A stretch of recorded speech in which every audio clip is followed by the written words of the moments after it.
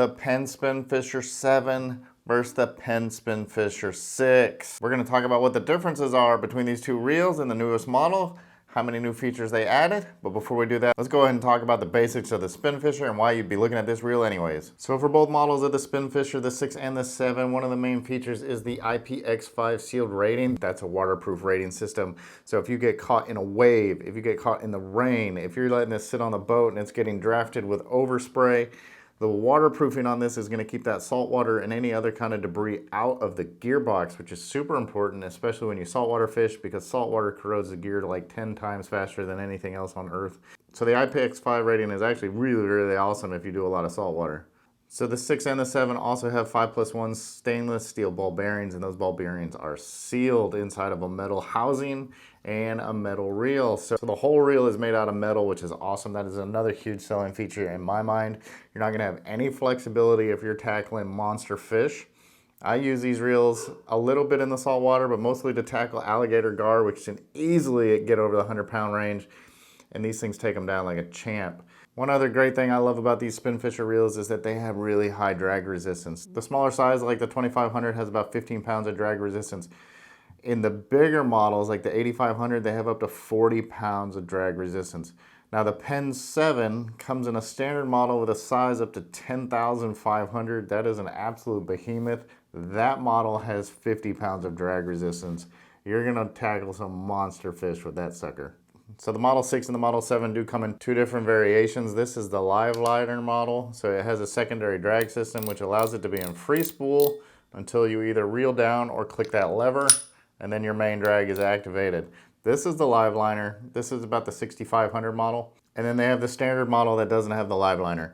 Now the 7 also comes in a bayless model and a long cast model. One other great thing I love about both these models is they have CNC machine gears. So the gears inside the gearbox are actually more precisely made than if they were forged cast, and all the models come with the CNC machine gears. They all feature this rubber gasket on the spool here. That is what Penn calls the super line spool. It's basically a rubber gasket. You can tie your braid right onto that without having to use a mono backing. You also have these lines on here. These are line indicators, so you can tell how much line is coming off your reel or how soon you need to replace the line that's on your reel. And pricing for these start at about $175 and they go all the way up to $290 depending on what size reel you get. Smaller the reel, smaller the price. Same thing goes for the gear ratios. There's variable gear ratios. Smaller size reels have different gear ratios, and the bigger size reels, you can look that up on their website and they'll tell you if that's important to you. The model I'm holding right here tells you right on this. This is the 6500. It has a gear ratio of 5:6:1. Okay, now if you're wondering if these reels are actually worth the price, I'm gonna honestly tell you, yes, they are. This is my 8500, and if you can't tell, I beat the living crap out of this thing. It has been a trooper. I have the live liner.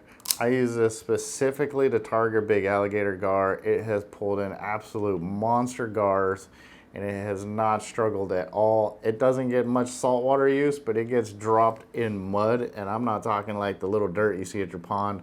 This thing's been dropped in the mud, where when you step, your foot sinks 6 inches and your boot comes off. And when that happens, I literally just wash it off in the river water and it's up back and running, man.